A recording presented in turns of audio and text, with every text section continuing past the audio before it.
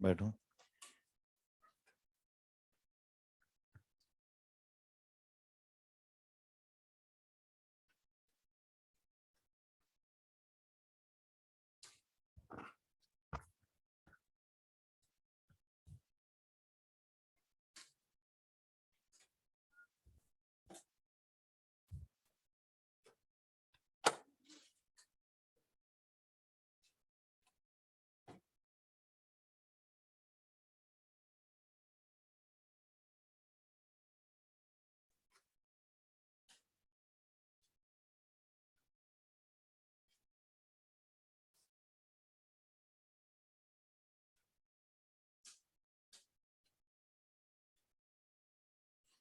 अच्छा, क्वेश्चन दिया था क्या कल?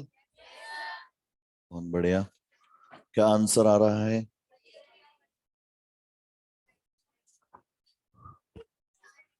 कुछ आया ही नहीं। कोई बात नहीं, अजीब है तो बेटा, अपन से ज्यादा अजीब थोड़ी होगा। 4:81। 8:81 इज द राइट आंसर। कितने लोगों का आया है? बहुत बढ़िया। अब तो अजीब नहीं रहा वो। देखो बेटा, आपको दिया हुआ है ratio of initial rates of two reactions at 30 degree Celsius. तो हमें पता है कॉन्सेंट्रेशंस क्या ली जाती हैं, कांस्टेंट, और अलग अलग रिएक्शंस हैं। तो R1 और K1 इनिशियल रेट्स, और R2 is equal to K2, और जो भी कॉन्सेंट्रेशन रही हो। तो ये किस पर है? At 30 degree Celsius. तो क्या अगर हम जो रेट्स का रेशियो है वही के का रेशियो कह सकते हैं? इसका मतलब K1 किस पे? 30 डिग्री सेल्सियस पे, अपॉन K2 30 डिग्री सेल्सियस पे। इनका रेशियो कितना दिया हुआ है? 1:2। तो इसको तो हमने दे दिया नंबर 1। फिर उसके बाद हमें पता है कि के में इंक्रीमेंट जो है टेम्परेचर के साथ में, वो किस तरह से निकालना है? Mu raise to power T2 minus T1 divided by 10। तो क्या हम कह सकते हैं K1 जो 70 डिग्री सेल्सियस पे है upon K1 30 degree Celsius is equal to mu raise to power T2 minus T1 divided by 10। ये कितना मिलेगा अपने को? 70 minus 30 is 40. 40 upon 10 is 4. 2 raised to power 4 is 16. तो क्या कह सकते हैं अपन? K1 at 70 degree Celsius is equal to K1 at 30 degree Celsius multiplied by 16। Similarly आपने निकाला K2 किस पे? 70 डिग्री सेल्सियस पे, divided by K2 at 30 degree Celsius is equal to mu 3 दिया हुआ है इसके लिए, raise to power T2 minus T1 that is 70 minus 30 divided by 10 that is equal to 81। तो आप कह सकते हैं K2 at 70 degree Celsius is equal to K2 at 30 degree Celsius multiplied by 81। बताओ, इन दोनों को डिवाइड कर दें। दोनों को डिवाइड कर देंगे तो K1 at 70 degree Celsius upon K2 at 70 degree Celsius is equal to क्या मिलेगा एलएचएस में? K1 at 30 degree Celsius upon K2 at 30 degree Celsius 30 degree Celsius multiplied by ऊपर 16 डिवाइडेड बाय 81। और ये रेशियो कितना दिया हुआ है? 1:2, और ये 16 divided by 81 that is equal to 8/81, या 8:81 इसको कहा जा सकता है। समझ में आ गई क्या बात?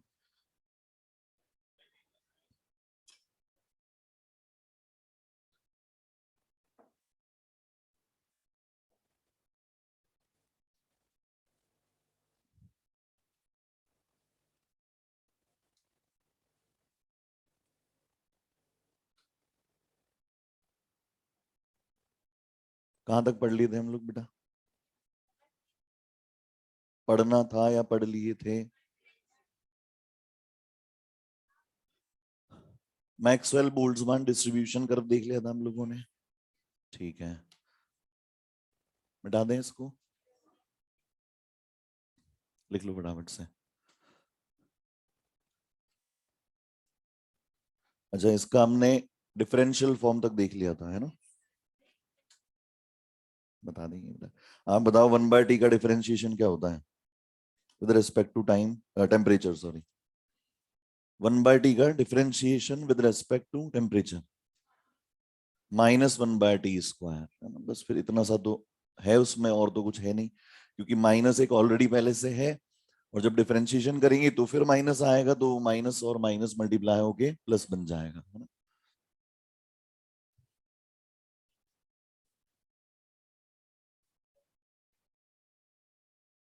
हाँ बेटा, इसमें आपको ऊपर नीचे दिया हुआ है मॉड्यूल में, but you have to make, जो पीक पॉइंट है वो सेम होना चाहिए आपका, फ्रैक्शन नहीं बदल रहा है आपका। मिटा दें इसको। जो ग्राफ बना हुआ है बेटा मॉड्यूल में, उसको ठीक कर लेना, पीक पॉइंट को शिफ्ट नहीं करना, मतलब ऊपर नीचे नहीं करना अपने को। अपन ने क्लास में जो बनाया था लास्ट क्लास में, वही ग्राफ अपने को बनाना है।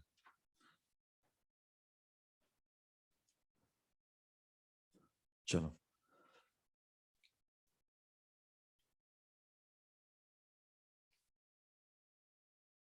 अरहेनियस इक्वेशन, है ना। जितना अपन ने लिख लिया था वो दोबारा नहीं लिखेंगे यहाँ, रिकॉल कर लेते एक बार थोड़ा सा।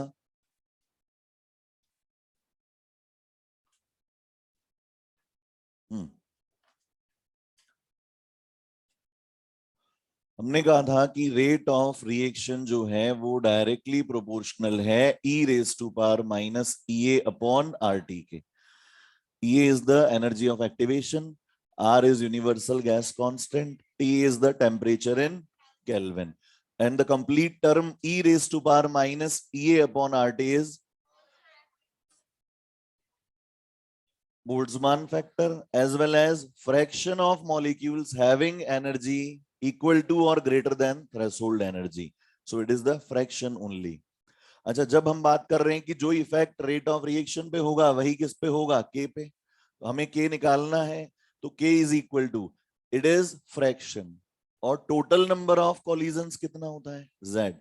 और जब भी आपको इस फ्रैक्शन के इक्विवेलेंट वैल्यू निकालनी है, तो आप क्या करेंगे, इस फ्रैक्शन को टोटल वैल्यू से मल्टीप्लाई कर देंगे। यहां पर ये फ्रैक्शन किसका है, एक्टिव मॉलिक्यूल्स का, और टोटल नंबर ऑफ कॉलिजन्स कितने हैं, जेड।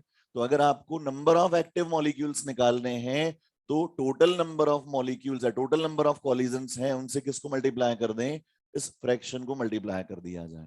तो ये collision frequency Z T raise to power minus E A upon R T. ठीक है। अब ये तो सिर्फ कौन सा फैक्टर सेटिस्फाई हुआ है, एनर्जी फैक्टर, ओरिएंटेशन फैक्टर भी सेटिस्फाई होना जरूरी है। तो उसके लिए प्रोबेबिलिटी को इन्वॉल्व किया जाता है। It is probability of effective collision between A and B.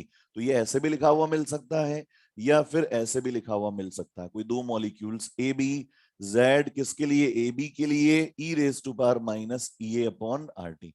और यही ये कांस्टेंट है, टेम्परेचर पे डिपेंडेंट नहीं है, इसीलिए के इज इक्वल टू क्या ले लिया इन्होंने, A E raise to power minus E A upon R T, जहां पे ए अरेनियस कांस्टेंट या प्री एक्सपोनेंशियल फैक्टर। अच्छा, ए के लिए एक बात हम ध्यान रख सकते हैं, it depends on concentration, it depends on concentration.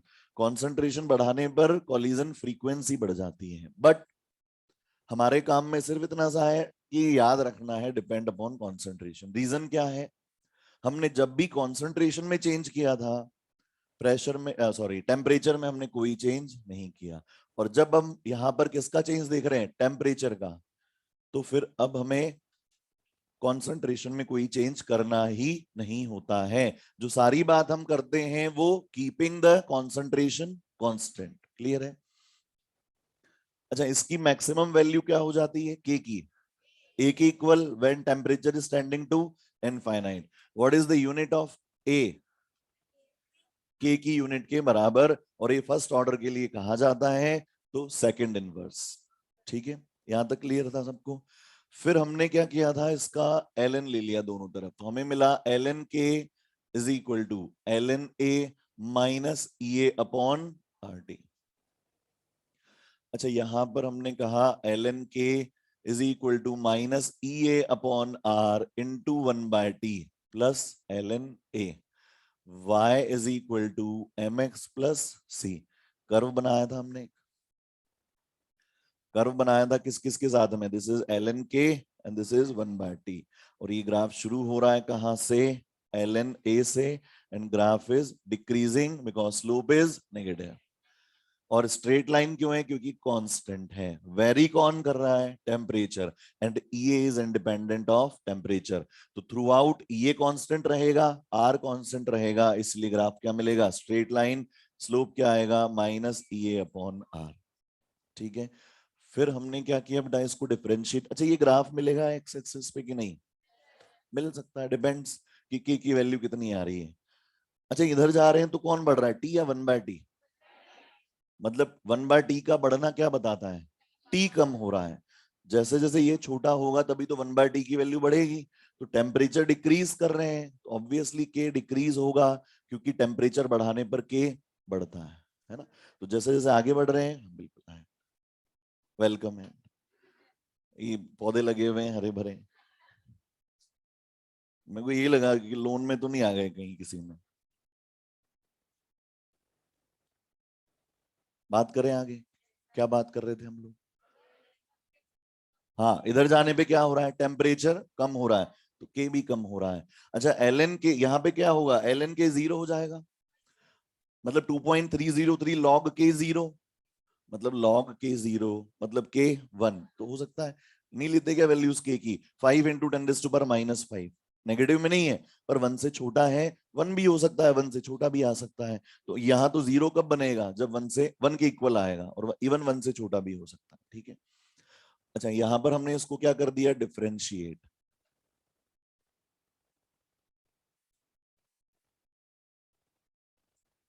Differentiate with respect to temperature, तो इधर D L N K upon D T, और इधर D L N A upon D T, और इधर ई ए और आर क्या है, कांस्टेंट है विद रेस्पेक्ट टू टेम्परेचर, तो ये ई ए अपॉन आर को हमने अलग कर दिया, और डी किसका, 1/t का with respect to temperature D T. ये तो एज इट इज रहेगा, D L N K over D T is equal to, ये कांस्टेंट है तो ये 0 है, minus E A upon R बाहर था, और इसका डिफरेंशिएशन -1/t², मल्टीप्लाई होके ई ए अपॉन आर टी²। ये केवल किसके लिए है बेटा, डिस्प्ले के लिए है।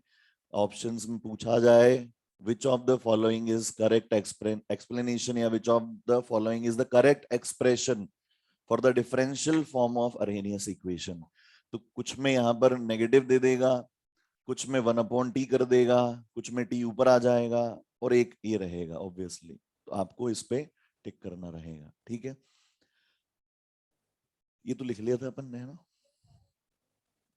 अब ध्यान देंगे, काम की चीजें अब शुरू हो रही हैं, जो इंपॉर्टेंट कॉन्सेप्ट्स हैं रिमेनिंग क्वेश्चंस करने के लिए, वो यहां से शुरू हो रहे हैं। हमने क्या किया बेटा, यहाँ पर लॉग एल एन के को क्या लिख सकते हैं, 2.303 लॉग के, और एल एन ए को 2.303 log A minus E A upon R T.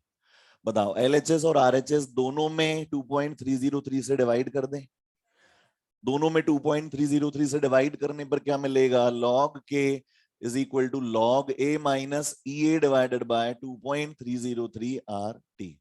ठीक है, और इसी को क्या लिख सकते हैं, वैसे तो ये लोगैरिथमिक फॉर्म आ गया जो सबसे ज्यादा यूज में आने वाला है, और इसी को मैं अगर लिख दूं log K is equal to minus E A divided by 2.303 R into 1/t plus log A, तो बताओ एक ग्राफ मिलेगा किस किस के बीच में, अब की बार लॉग के वर्सेस 1/t के बीच में।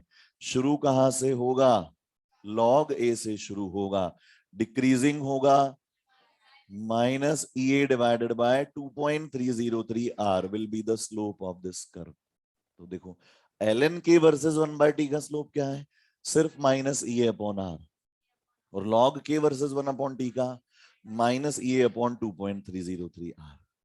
ऐसी दुविधा में एक बार पहले भी पढ़े थे हम लोग, कहा फर्स्ट ऑर्डर काइनेटिक्स में, जब आप log AT वर्सेस T और ln AT versus T graph बना रहे थे। ln AT versus T graph का स्लोप क्या था, माइनस ऑफ के, दैट्स इट, और log AT versus T graph का स्लोप माइनस के अपॉन 2.303। ठीक है इतनी बात। अब देखते हैं बेटा, इस एक्सप्रेशन को देखो, A is independent of temperature. A temperature बदलने पर नहीं बदलता है, कांस्टेंट रहता है। ये जो एक्सप्रेशन है लॉगरिथमिक फॉर्म, इसको देखें, और इसमें ए जो है वो टेम्परेचर पे डिपेंड नहीं करता है। E A is also independent of temperature, ये बात कर चुके हैं हम। आर कांस्टेंट है ही, तो कौन बदलेगा? टी। तो पहले तो ये बताओ, के किसी पर्टिकुलर टेम्परेचर पे, एट अ कांस्टेंट टेम्परेचर, किसी कांस्टेंट टेम्परेचर पे क्या ये कहा जा सकता है, greater the value of E A, slow will be the rate of reaction? बताओ, जितना ज्यादा ईए उतनी स्लो रेट ऑफ रिएक्शन, उतनी कम वैल्यू के की। क्यों? ईए ज्यादा तो एक बड़ी वैल्यू सब्ट्रैक्ट होगी, बाकी तो सब सेम है, ये कांस्टेंट है। टेम्परेचर पर्टिकुलर किसी एक टेम्परेचर पे बात कर रहे हैं, तो अगर ईए ज्यादा है तो एक बड़ी वैल्यू सब्ट्रैक्ट होगी लॉग ए में से, तो लॉग के की छोटी वैल्यू मिलेगी, के की छोटी वैल्यू मिलेगी, के कम आएगा, मतलब रेट ऑफ रिएक्शन भी कम आएगा। क्लियर है? और सिमिलरली अगर ईए ज्यादा है, सॉरी ईए कम है तो एक छोटी वैल्यू सब्ट्रैक्ट होगी, के की वैल्यू क्या आएगी? बड़ी, रेट ऑफ रिएक्शन क्या आएगी? ज्यादा। ये हमने पढ़ा था अभी जब हमने ईए की बात की थी, कि जितना ज्यादा ईए उतनी कम रेट ऑफ रिएक्शन। और मेमोराइज करने के लिए क्या तरीका ढूंढा था? ईए ज्यादा किनका होगा? जिनके पास पहले से कम है, उनको ज्यादा रिक्वायर्ड होगा। तो जिनके पास पहले से कम है वो बेचारे धीरे धीरे रिएक्ट करते हैं। और ये कम किसके लिए है? जिनके पास पहले से ज्यादा है, पहले से ही एनर्जी ज्यादा है, तो उनकी रेट ऑफ रिएक्शन भी क्या है? फास्ट है। ठीक है इतनी बात। अब मान लो हमने क्या बता रहा है ये, it is showing the effect of temperature on rate constant. This equation tells us about the effect of temperature on rate constant. अलग अलग टेम्परेचर पे K की वैल्यू क्या आएगी? अलग अलग। तो मान लो एट T1 टेम्परेचर, हमने कहा log K1 is equal to log A because it is independent of temperature minus EA that is also independent of temperature divided by 2.303 R, but temperature कितना? T1. Similarly at T2 temperature, T2 temperature पे बात करें तो क्या लिखेंगे? log of K2 log A minus EA divided by 2.303 R T2. This is expression number 1, this is expression number 2. अब क्या करें बेटा? दोनों को सब्ट्रैक्ट कर लें, second minus first. Second minus first करने पर बताओ LHS में क्या मिलेगा? log K2 minus log K1, log K2 minus log K1, log A minus log B क्या होता है? log A by B। तो log K2 minus log K1 क्या होगा? log K2 by K1। तो यहां पर लिख देंगे हम log of K2 divided by K1 is equal to. अच्छा इधर बताओ, इसमें से इसको माइनस करेंगे तो इसके साइन तो ऐसे ही रहेंगे, इसको माइनस कर रहे हैं तो यहाँ माइनस लगेगा दोनों में, तो ये माइनस का log A बन जाएगा और ये प्लस का EA upon 2.303 RT2।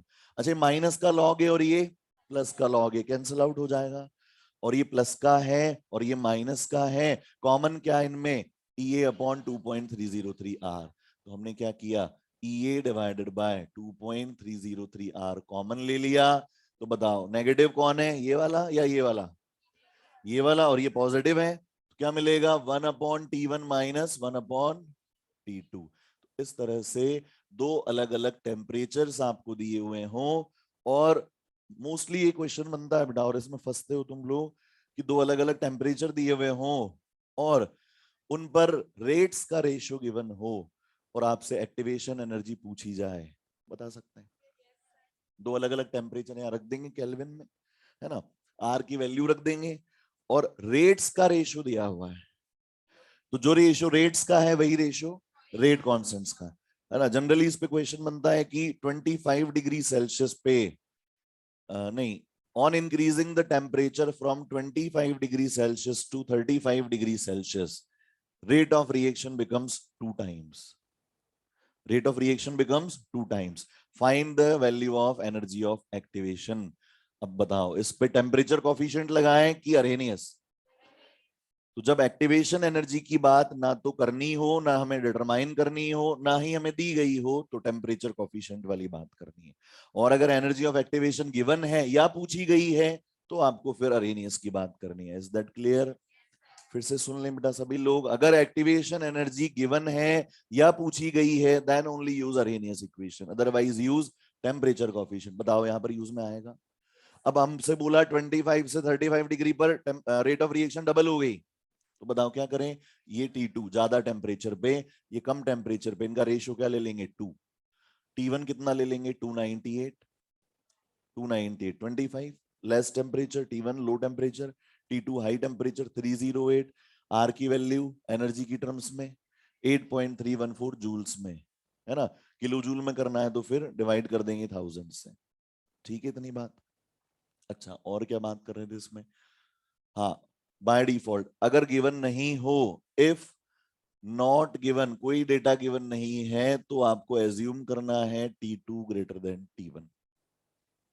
By default अगर क्वेश्चन में कहीं दिख नहीं रहा, कुछ भी समझ नहीं आ रहा, तो ध्यान रखना T2 ज्यादा है, T1 कम है। आसानी होगी समझने में, है ना? अब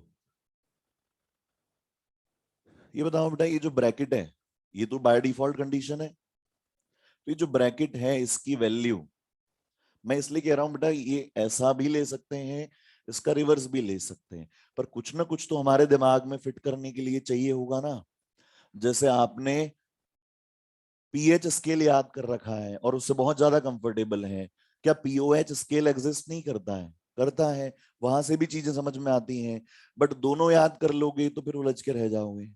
पीएच स्केल याद है तो फटाफट से समझ में आता है, 7 से कम एसिडिक, 7 न्यूट्रल, 7 से ज्यादा बेसिक। पीओएच स्केल में आपसे कह दिया जाए, पीओएच दिया हुआ है 4.9 एसिडिक के बेसिक, तो स्ट्राइक करना पड़ेगा, घुमाना पड़ेगा दिमाग को। पीओएच दिया है 4.9, तो पीएच क्या होगा? 7 से ज्यादा, सॉल्यूशन मस्ट बी बेसिक। और पीएच में सीधा सा याद है, 7 से कम एसिडिक, 7 से ज्यादा बेसिक, 7 पे न्यूट्रल। बिल्कुल वैसे ही इसको भी आप बदल सकते हैं, अभी मैं लेके बता दूंगा चेंज कैसे करते हैं, but it will only confuse you. फिर भी हम लोग कोशिश करेंगे बेटा, वरना रह जाएगा। वैसे तो बताया नहीं, होता ही नहीं होगा, है ना? अच्छा ये बताओ, अगर T2 ग्रेटर देन T1 है तो 1/T1 माइनस 1/T2 की वैल्यू हमेशा ऑलवेज पॉजिटिव होगी कि नहीं होगी? ये वैल्यू हमेशा पॉजिटिव क्यों? क्योंकि T1 कम, तो 1/ एक छोटी वैल्यू बड़ी वैल्यू, 1/ एक बड़ी वैल्यू छोटी वैल्यू, ये हमेशा क्या आएगा? पॉजिटिव। ठीक है, ध्यान से धीरे धीरे पहुंचना जहां पहुंचा रहे हैं। ये पॉजिटिव, आर की वैल्यू भी पॉजिटिव, 2.303 आर भी पॉजिटिव, और ई ए भी पॉजिटिव, क्योंकि कोई ना कोई फाइनाइट वैल्यू होती है ई ए की। तो बताओ फिर ये सारा की सारी टर्म क्या आ जाएगी? पॉजिटिव। कोई दिक्कत इसमें किसी को? अच्छा, हम ये नहीं कह रहे कि इट इज लेस देन 1 और ग्रेटर देन 1, हम सिर्फ क्या कह रहे हैं? ये पॉजिटिव है। पॉजिटिव है इसका मतलब जीरो से तो बड़ी है, जीरो तो नहीं आ रहा कहीं से भी, पॉजिटिव है। जीरो से बड़ी है क्या हो सकता है? 0.1, 0.2, 0.5। ये किसकी वैल्यू? यहां पर लिख देते समझने के लिए, लॉग K2/K1 की वैल्यू फिर क्या आ सकती है? 0.1 या 0.3 या 0.5 या 0.001, इस तरह से कुछ आ सकता है। अब हमें पता है कि जब आप एम्प्लाइज K2/K1 निकालेंगे तो फिर या तो 10 की पावर 0.1 निकालेंगे, 10 की पावर 0.5 या 10 की पावर 0.001, यही निकालेंगे ना? तो फिर बताओ 10 की पावर 0 कितना होता है, और 10 की पावर 0.30 कितना होता है? 2। तो अगर ये 10 की पावर में 0 से बड़ी वैल्यू है तो बताओ ये रेशियो हमेशा 1 से ग्रेटर होगा कि नहीं? समझ रहे हैं बात को? अगर 10 की पावर में 0 आ जाता है, log K2/K1 0 आ जाता है, तब क्या बोलते हैं हम? 10 की पावर 0 1, मतलब K2 और K1 बराबर होंगे। ये बराबर होंगे तब क्या आएगा? 0। लेकिन अगर 0 से बड़ी वैल्यू है, 0.00001 भी है, इसका मतलब ये जो रेशियो है वो क्या आएगा? 1 से बड़ा आएगा। K2/K1 1 से बड़ा होने का मतलब, K2/K1 रेशियो 1 से बड़ा होने का मतलब कौन बड़ा है? K2 या K1? तो फिर इसका मतलब क्या बोलेंगे, K2 is greater then K1। समझ रहे हैं बात को? पक्की बात है क्या? फिर से सुन लें, टेम्परेचर बढ़ाया जा रहा है, T2 is greater then T1, तो ये ब्रैकेट पॉजिटिव, R पॉजिटिव और E पॉजिटिव, मतलब ये पूरी वैल्यू पॉजिटिव, जीरो नहीं है, पॉजिटिव। अच्छा, पॉजिटिव में कुछ भी हो सकता है। और ये वैल्यू किसकी निकाली, लॉग K2/K1 की। जब आप K2/K1 निकालेंगे, दोनों तरफ एंटी लॉग लेंगे, इधर लॉग हट जाएगा और इधर जो भी वैल्यू है वो 10 की पावर में चली जाएगी। मान लो ये वैल्यूज हमने एज्यूम की थी, ये 10 की पावर में चली गई, फिर हमने अंदाजा लगाया 10 की पावर जीरो कितना होता है, 1। तो 10 की पावर जीरो से कोई भी बड़ी वैल्यू है तो वो एक से बड़ी होगी, और K2/K1 एक से बड़ा आएगा। K2/K1 एक से बड़ा है, इसका मतलब K2 is greater then K1। पक्की बात है? तो क्या मैं कह सकता हूं, rate of reaction always increases on increasing temperature, irrespective of the nature of reaction, whether it is endothermic or exothermic। Temperature बढ़ाने पर रेट हमेशा बढ़ रही है। समझ में आ गई क्या? मैंने कहा था ना बेटा कि मैं समझा दूंगा तुम लोगों को। समझ में आ गई ना बात? अब यहां पर क्या कहीं डेल्टा एच यूज में आ रहा है? क्या इसको देखकर पता लग रहा है कि एक्सो के लिए काम आ रहा है या एंडो के लिए? नहीं पता लग रहा है। टीए, टीए एक्सो में भी होती है, एंडो में भी होती है। किसी में कम होती है, किसी में ज्यादा, पर होती तो है। जीरो तो नहीं ले रहे, कुछ भी वैल्यू काम में ले लो, कम ले लो, कम भी ले लोगे तो भी क्या आएगा, ये पॉजिटिव आएगा। और पॉजिटिव आएगा तो K2/K1 ग्रेटर देन 1 आएगा, मतलब K2 will be greater then K1। समझ गए इतनी बात? अब इसको लिख लो पहले, फिर लिखेंगे काम की बात।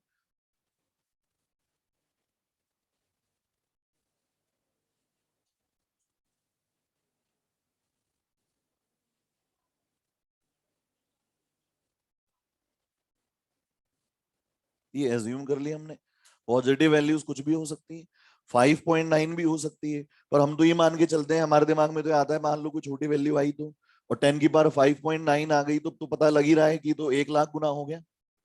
अगर ये रेशियो कितना आया 5, तो सीधा सा बोल देंगे K2/K1 इज इक्वल टू 10⁵5। उसको तो सॉल्व करने की जरूरत है ही नहीं, वो तो अपने आप सॉल्व है। 10⁵5 कितना होता है, कितना होता है, 10,000 में तो 4 होते हैं जीरो, 1 लाख हो जाएगा।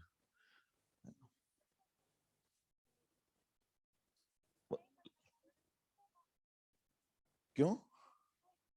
आपने बढ़ाया टेम्परेचर, आपने टेम्परेचर बढ़ाया रिएक्शन का, अपने आप थोड़ी बढ़ रहा है। किसी भी रिएक्शन का टेम्परेचर बढ़ा सकते हैं ना, मतलब ऐसे कोई एंडोथर्मिक हो या रिएक्शन कोई भी एक्सोथर्मिक हो, आपने उसको हीट देना शुरू किया, टेम्परेचर बढ़ेगा उसका, है ना? ये अपने आप नहीं बढ़ रहा है टेम्परेचर, हमने बढ़ाया कि अगर T1 टेम्परेचर पे ऑब्जर्व किया, है ना? ऐसे मान के चलो कि हमने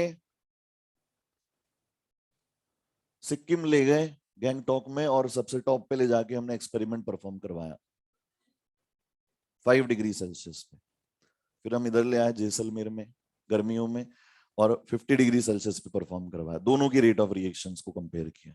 रिएक्शन कोई सी भी ले लो,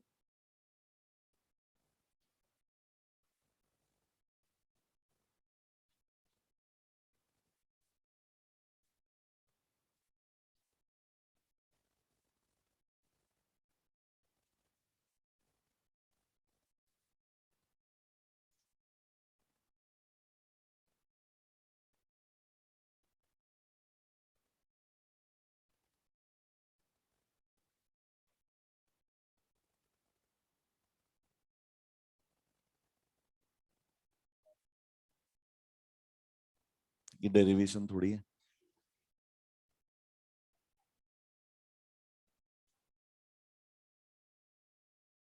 करेंगे, बिल्कुल करेंगे, थोड़ा इंतजार करके मुझे दें मौका ये करने का।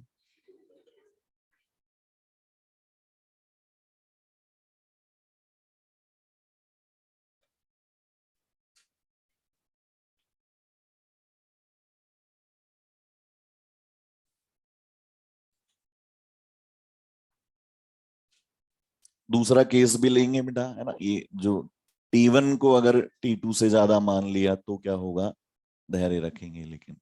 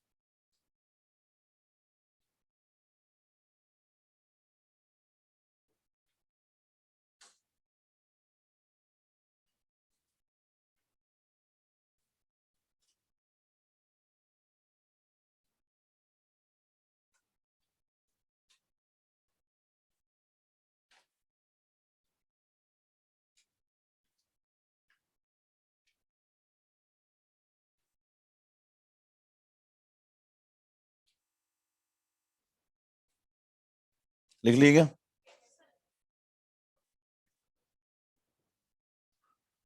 हाँ, ये बढ़िया लगा बेटा, तो दोबारा समझाने की फरमाइश की गई है।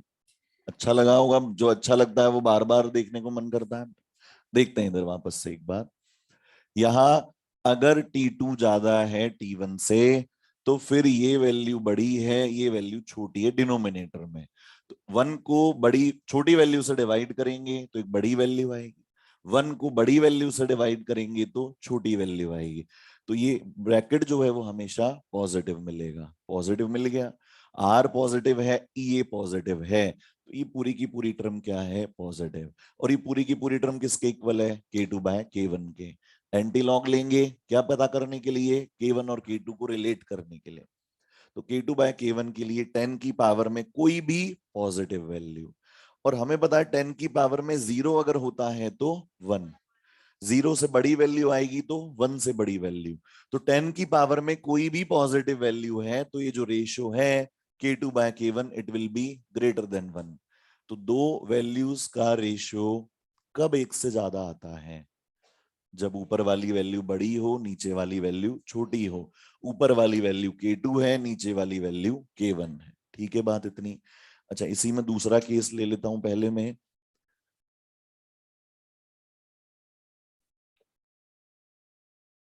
अगर एक्सप्रेशन फिर से लिखते हैं, log K2/K1 is equal to EA divided by 2.303 R bracket 1/T1 minus 1/T2। ठीक है, अब मान लो हमने कहा कि हम तो ये एज्यूम करेंगे, होता है ना कई बार कि सर ऐसे नहीं करके ऐसे करें, तो है ना, ऐसे कर लो। T1 is greater then T2। अब बताओ बेटा, ये जो ब्रैकेट है, या यहां लिख लेते हैं 1/T1 minus 1/T2, it is always negative, क्योंकि T1 बड़ा है। यहाँ 1 में बड़ी वैल्यू से डिवाइड किया तो एक छोटी वैल्यू मिलेगी, यहाँ 1 में छोटी वैल्यू से डिवाइड किया तो एक बड़ी वैल्यू मिलेगी। सब्ट्रैक्ट करने पर क्या मिलेगा? Negative, always negative. और आर क्या है? पॉजिटिव। ई क्या है? पॉजिटिव। लेकिन अब वो क्या कर पाएंगे बेचारे, है ना? अगर वो तीनों की यूनिटी है तब तो टोटल पॉजिटिव रह सकते हैं, और कोई भी एक नेगेटिव निकल आया, सबको नेगेटिव होना पड़ेगा। तो log K2/K1 क्या मिलेगा? एक नेगेटिव वैल्यू मिलेगी, मिलेगी। इसका मतलब K2/K1 जब निकालेंगे तो 10 की पावर में नेगेटिव वैल्यू, और 10 की पावर में नेगेटिव वैल्यू हम जानते हैं 10 की पावर 0 कितना हो गया? 1। तो अगर 10 की पावर में 0 से छोटी वैल्यू है तो it will be less than 1। तो हम कह सकते हैं K2/K1 इज लेस देन 1। अच्छा, ये रेशियो एक से छोटा कब आएगा? कोई भी दो वैल्यूज का रेशियो एक से छोटा कब आता है? जब आप छोटी वैल्यू को बड़ी वैल्यू से डिवाइड कर रहे हो। तो इसका मतलब कौन बड़ा है? K1 बड़ा है, K2 छोटा है, तो उल्टा हो गया। बात वही है। तो अल्टीमेटली समझ में क्या आया? कम टेम्परेचर कर दिया। T1 पे थे पहले, अब कहां चले गए? T2 पे। कम टेम्परेचर पे चले गए। तो जब आप T1 से T2 पे गए तो रेट कांस्टेंट भी कम हो गया। T1 पे ज्यादा था, T2 पे कम, तो टेम्परेचर डिक्रीज करने पर रेट कांस्टेंट कम हो गया। वहां पर हमने क्या सीखा? टेम्परेचर बढ़ाने पर रेट कांस्टेंट बढ़ गया है। अब इसीलिए कहा गया है कि जब कुछ नहीं गिवन हो, ये समझ लें, है ना? अब आया समझ में कि ये याद रखना ज्यादा आसान है कि टेम्परेचर बढ़ाने पर के बढ़ रहा है। क्लियर? ठीक है।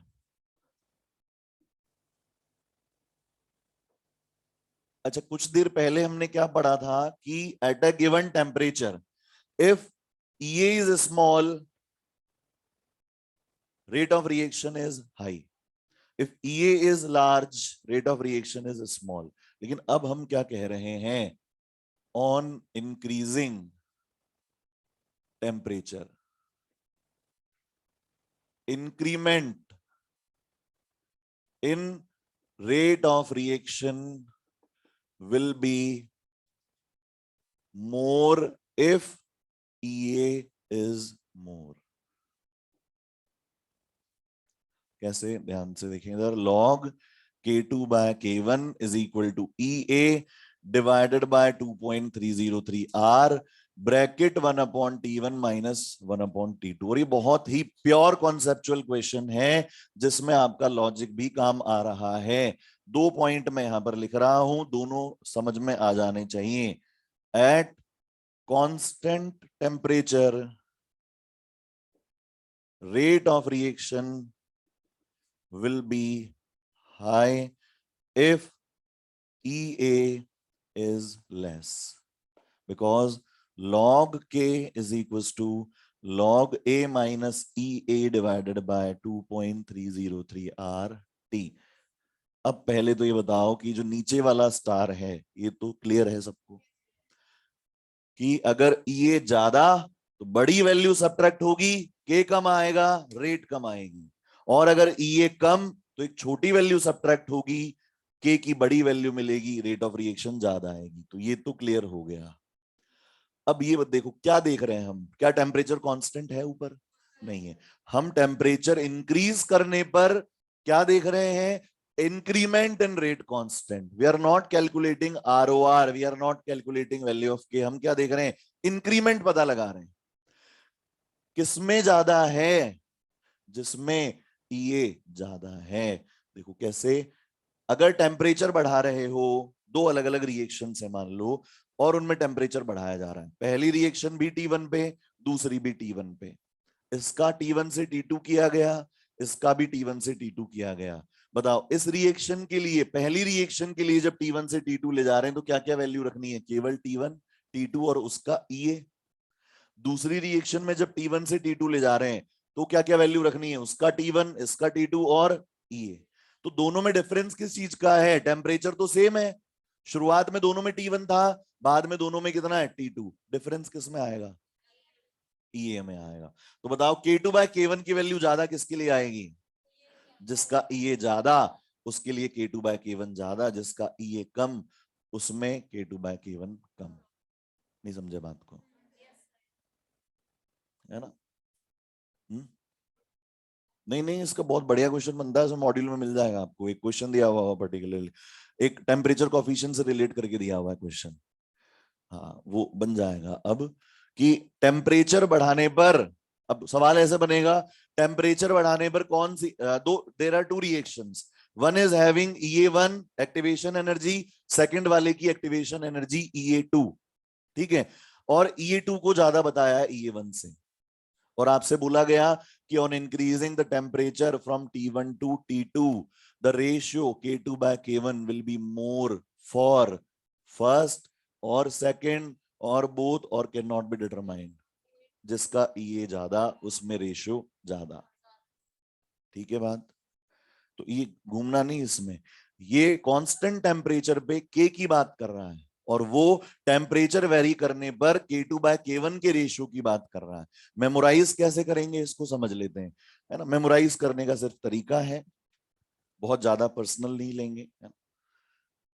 मान लो दो स्टूडेंट्स हैं किसी और क्लास के, अपने नहीं है। एक के 90 मार्क्स हैं आउट ऑफ 100 और एक के 30 मार्क्स हैं आउट ऑफ 100। अच्छा कौन कर रहा है? तो ये कब है? जब हम सिर्फ मार्क्स, एक टेस्ट लिया हमने, किसी टी टेम्परेचर पे बात कर रहे हैं, तो पहले वाले में डिफरेंस कितना है 100 में से? 10 का। दूसरे वाले में कितना है? तो क्या हम बोल सकते हैं कि जिसके मार्क्स 30 हैं उसकी एक्टिवेशन एनर्जी कम है, रेट ऑफ रिएक्शन क्या है? उसकी एक्टिवेशन एनर्जी ज्यादा है भाई। जिसके मार्क्स 30 हैं उसको कितना डिफरेंस है? 70। तो रेट ऑफ रिएक्शन क्या है? स्लो। क्वेश्चन कम रेट से करता है। और जिसके 90 मार्क्स आए हैं उसमें डिफरेंस कितना आ रहा है? 10 का। ये क्या है? कम, मतलब ऑलरेडी अच्छा खासा स्कोर है उसका, रेट ऑफ रिएक्शन क्या है? फास्ट है। क्लियर है? दोनों को ट्यूशन प्रोवाइड की गई, मैं नहीं पढ़ा रहा, कोई सर पढ़ा रहे हैं, और दोनों को same data, same theory, same methodology, सारा सब कुछ सेम प्रोवाइड किया गया। दोनों इंप्रूव करेंगे ऑब्वियसली। ज्यादा गुंजाइश किसके पास है? ज्यादा मतलब क्या बोलेंगे, गुंजाइश ज्यादा ज्यादा इंप्रूव करने की पॉसिबिलिटी या मार्जिन किसके पास है? 30 वाले के पास। 30 वाला 10 नंबर बढ़ा सकता है, 20 बढ़ा सकता है, 40 बढ़ा सकता है, 50 भी बढ़ा सकता है। 90 वाला कितने बढ़ा सकता है? बस 10 बढ़ा सकता है। तो इसमें सोचें जो ऑलरेडी स्लो है उसमें टेम्परेचर बढ़ाया आपने, कोई मान लो 15 डिग्री या 20 डिग्री टेम्परेचर बढ़ाया, तो उसमें रेट ऑफ रिएक्शन जो होगी उसमें इंक्रीमेंट ज्यादा आएगा एज कंपेयर टू जो ऑलरेडी फास्ट है, उसमें भी आप 20 डिग्री बढ़ा रहे हैं तो उसमें इंक्रीमेंट तो आएगा बट उसके रिलेटिवली कम इंक्रीमेंट मिलेगा। सिंपली ध्यान रखें, जो स्लो है जिसके 30 नंबर वाले हैं उसको अगर 2 घंटे रोज पढ़ाया जाए वो 70 नंबर, 80 नंबर, 90 नंबर ला सकता है, अपने मार्क्स 50-60 तक बढ़ा सकता है। लेकिन जो ऑलरेडी फास्ट है उसको भी अगर और 2 घंटे रोज पढ़ाया जाए तो वो कितने मार्क्स बढ़ा सकता है? 10 ही बढ़ा सकता है, कम मार्क्स बढ़ा सकता है। इंक्रीमेंट दोनों में आएगा, पर जो स्लो है उसमें टेम्परेचर बढ़ाने पर इंक्रीमेंट ज्यादा आएगा एज कंपेयर टू जो ऑलरेडी फास्ट है उसमें टेम्परेचर बढ़ाया जाए। क्लियर है? वही चीजें बता रहे हैं यहाँ पर कि ईए अगर ज्यादा है रेट ऑफ रिएक्शन कम है, ईए कम है रेट ऑफ रिएक्शन ज्यादा है। अब इसी रिएक्शन में अलग अलग ईए है, टेम्परेचर बढ़ा रहे हैं तो ज्यादा रेट ऑफ रिएक्शन में इंक्रीमेंट किस में आएगा? जिसका ईए ज्यादा है, जो पहले से स्लो बैठा है। ठीक है बात इतनी? और इससे भी भारी कॉन्सेप्ट देखो तुम,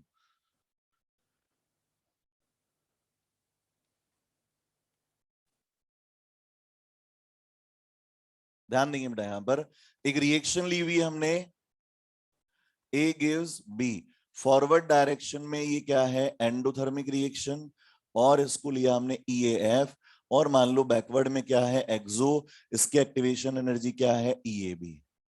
ग्राफ्स निकाल के देखो, अपन ने बनाए थे एंडोथर्मिक के लिए ग्राफ बनाया था, तो बताओ एक्टिवेशन एनर्जी कौन सी ज्यादा है, ईएएफ या ईएबी या कोई भी?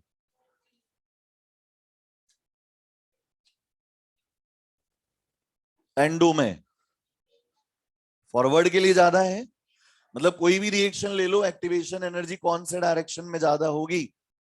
एंडोथर्मिक डायरेक्शन में। एक्सो है अगर तो बैकवर्ड में क्या है? एंडो, उस डायरेक्शन में ईए ज्यादा। देखो एक्सो का ग्राफ देखो, बैकवर्ड में क्या है? वो एंडो। फॉरवर्ड में क्या है? एक्सो, तो बैकवर्ड में क्या है? एंडो, तो उसके लिए ईए बी ज्यादा है। ये वाली रिएक्शन कौन सी है? एंडो। फॉरवर्ड में एंडो, बैकवर्ड में एक्सो, कौन सी एक्टिवेशन एनर्जी ज्यादा है? तो हम क्या कह सकते हैं यहां पर? E A F is greater than E A B. Clear है? अच्छा, ये जो रिएक्शन हो रही है ये एक बंद कंटेनर में हो रही है, तभी तो रिवर्सिबल होगी। और इसका टेम्परेचर पहले T1 था जिसको बढ़ाकर क्या कर दिया गया? T2। ऑब्वियसली यहां पर केस ले रहे हैं T2 greater than T1। Visualise कर लेंगे, ज्यादा आसान रहेगा। एक कंटेनर है, ए से बी बन रहा है, एंडोथर्मिक रिएक्शन है, फॉरवर्ड में एक्टिवेशन एनर्जी ज्यादा है, बैकवर्ड में कम है। पहले करवा रहे थे 25 डिग्री पे रूम टेम्परेचर पे, फिर किसी ने कहा ढंग से नहीं हो रही है, टेम्परेचर बढ़ाओ। हमने टेम्परेचर बढ़ा दिया, कितना कर दिया? 35 डिग्री सेल्सियस। कितना बढ़ा दिया? 10 डिग्री। तो बताओ फॉरवर्ड डायरेक्शन में जो रिएक्शन थी ए गिव्स बी, वो पहले किस टेम्परेचर पे हो रही थी? 25 पे, और वो अब किस पे हो रही है? 35 पे। बैकवर्ड डायरेक्शन में जो रिएक्शन है बी गिव्स ए, वो पहले कितने पे थी? वो भी पहले 25 पे थी, और अब कितने पे हो रही है? बताओ T1 और T2 की वैल्यू दोनों रिएक्शंस के लिए सेम आएंगी क्या? अब मैं यहां पर, अच्छा फॉरवर्ड के लिए मैंने रेट कांस्टेंट को बोला KF, और बैकवर्ड के लिए रेट कांस्टेंट को बोला KB।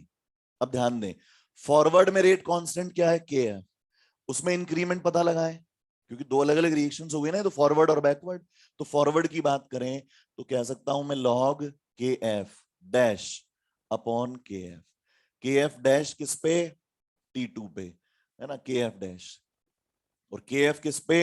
T1 पे। बोलो, K2 अपॉन K1 लिखते हैं ना, तो KF डैश अपॉन KF लिख दिया, इज इक्वल टू, यहां पर क्या लिखें? EAF divided by 2.303 R bracket 1 upon T1 minus 1 upon T2। ये तो फॉरवर्ड में इंक्रीमेंट, और बैकवर्ड में increment KB dash upon KB is equal to EAB divided by 2.303 R bracket 1 upon T1 minus 1 upon T2। यहां तक कोई भी दिक्कत आ रही है क्या? कंटेनर है, फॉरवर्ड के लिए KF, बैकवर्ड के लिए KB, फॉरवर्ड में EAF, बैकवर्ड में EAB। एंडोथर्मिक है इसीलिए EAF हमेशा ज्यादा रहेगा, EAB कम रहेगा। और टेम्परेचर बढ़ाने पर रेट कांस्टेंट में इंक्रीमेंट आता है।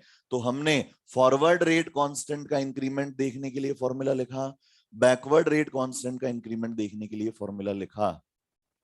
बताओ किसमें इंक्रीमेंट ज्यादा आएगा? पहली बात तो दोनों में इंक्रीमेंट आएगा कि नहीं, क्योंकि ये तो हमेशा पॉजिटिव, ये भी पॉजिटिव, ये भी positive, then K F dash will be greater than K F. Similarly ये ब्रैकेट पॉजिटिव, ये भी पॉजिटिव, ये भी पॉजिटिव, तो K B dash upon K B will be greater than 1। Clear है? इंक्रीमेंट दोनों में आ रहा है। ज्यादा किस में आएगा? डिफरेंस किस किस में? T1 दोनों के लिए सेम है, T2 दोनों के लिए सेम है, R दोनों के लिए सेम है, 2.303 दोनों के लिए सेम है। डिफरेंस किस में है? एक्टिवेशन एनर्जी में। इंक्रीमेंट ज्यादा किसमें? जिसकी एक्टिवेशन एनर्जी ज्यादा, और ज्यादा किसकी? एंडोथर्मिक डायरेक्शन की या फॉरवर्ड डायरेक्शन की। मतलब इंक्रीमेंट ज्यादा किसमें आएगा? के एफ या के बी? पजल सॉल्व हो गई हमारी। हमने कहा था rate of reaction always increases on increasing temperature, whether it is endothermic और एक्सोथर्मिक रिएक्शन। लेकिन कुछ लोगों ने ली चैटलर प्रिंसिपल मिक्स कर दिया यहां पर कि टेम्परेचर बढ़ाने पे तो रिएक्शन एंडोथर्मिक तो फॉरवर्ड चली जाती है, एक्सोथर्मिक बैकवर्ड चली जाती है। इसलिए चली जाती है बेटा, ली चैटलर ने भी कॉन्सेप्ट यहीं से उठाया है। देखो कैसे टेम्परेचर बढ़ाने पर क्या हुआ। ये रिएक्शन इक्विलिब्रियम पे थी 25 डिग्री पे, 25 डिग्री पे, टेम्परेचर आपने बढ़ाया 35 किया। 35 करने पर क्या हुआ? के एफ भी बढ़ा, के बी भी बढ़ा। ज्यादा कौन बढ़ा? तो फिर पहले इक्विलिब्रियम पे क्या था? फॉरवर्ड और बैकवर्ड की रेट्स क्या थी? बराबर। लेकिन टेम्परेचर 35 करने पर ज्यादा इंक्रीमेंट किस में आया? फॉरवर्ड में। बैकवर्ड में कम इंक्रीमेंट आया। ओवरऑल नेट डायरेक्शन क्या होगा? फॉरवर्ड होगा।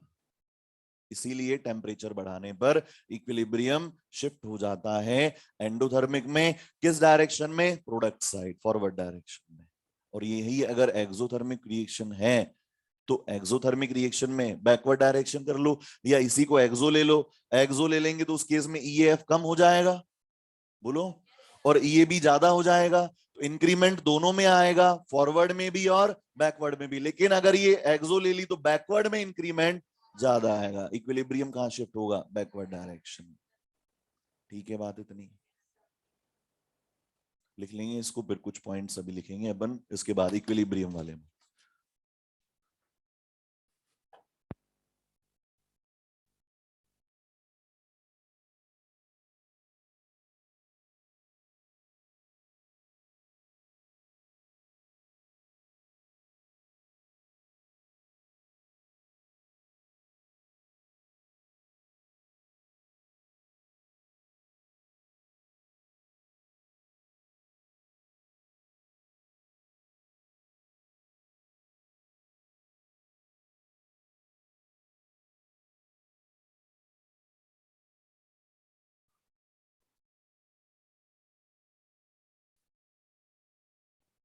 तो अब दिमाग में क्या रखना है अपने को कि टेम्परेचर बढ़ाने पर दोनों ही डायरेक्शन में रेट ऑफ रिएक्शन बढ़ती है, लेकिन एंडोथर्मिक डायरेक्शन में ज्यादा बढ़ती है। बस कुछ याद नहीं रखना, कोई कंफ्यूजन नहीं रहेगा। इक्विलिब्रियम पर टेम्परेचर बढ़ाएंगे, दोनों डायरेक्शन में रेट्स बढ़ेंगी।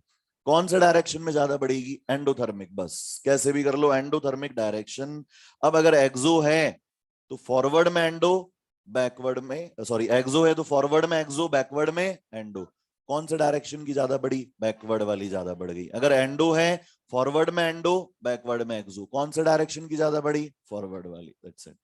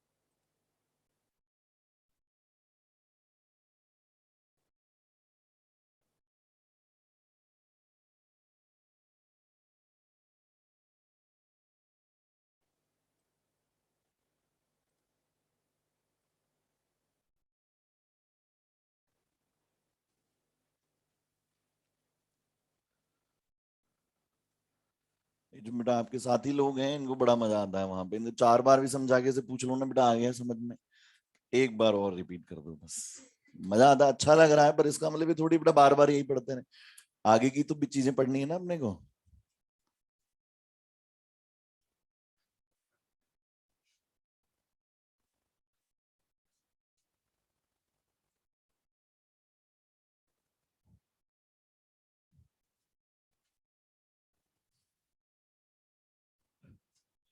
अब अरेनियस इक्वेशन से और उसके क्वेश्चन से हमें डरने की जरूरत नहीं है, एक्सेप्ट द कैलकुलेशन पार्ट बेटा, है ना।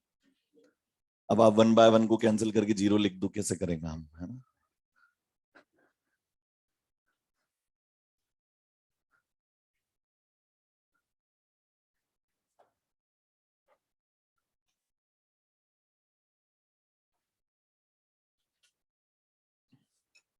जीरो होता नहीं है बेटा, है ना। चलो ठीक।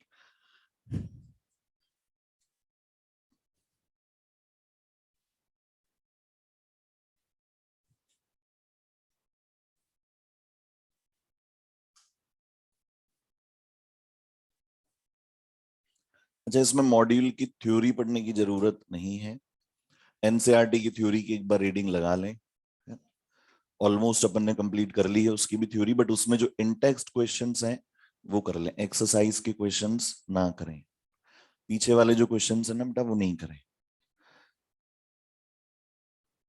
एनसीईआरटी के,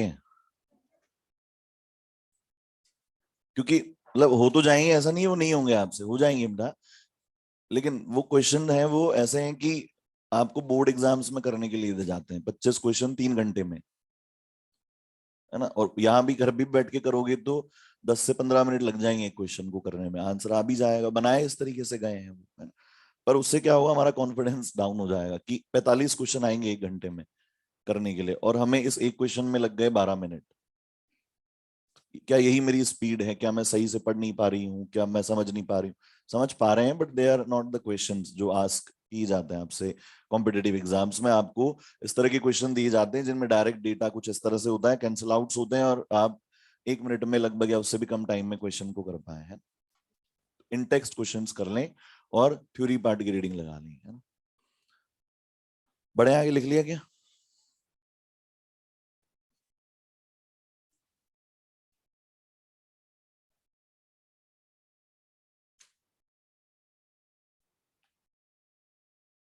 हम्म?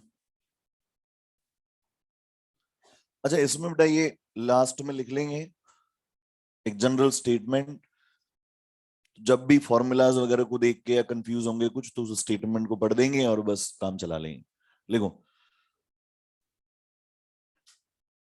इन a reversible reaction, in a reversible reaction on increasing temperature,